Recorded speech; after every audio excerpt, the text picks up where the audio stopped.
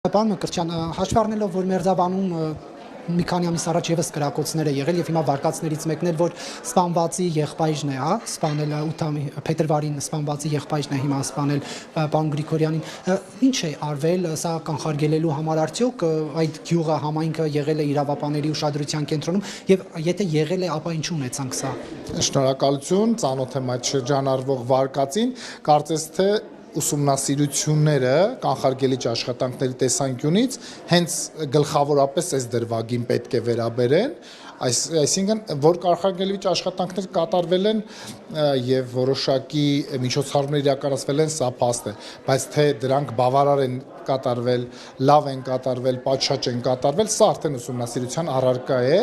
եւ այո, մենք պետք է հստակ գնահատենք տեղի ունեցած հանցագործությունը, ինչ կապ է ունեցել կանխարգելիչ աշխատանքների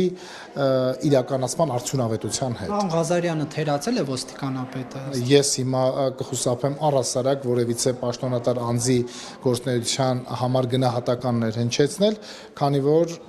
այդպիսի ուսումնասիրությունները դեռևս ընթացքի մեջ են եւ զերծ կմնամ գնահատականներ տալուց։ Գնայում ուսումնասիրություններ են սկսվել, ճիշտ հասկացա։ Բոլոր նմանատիպ դեպքերում ներքին գործերի նախարարությունում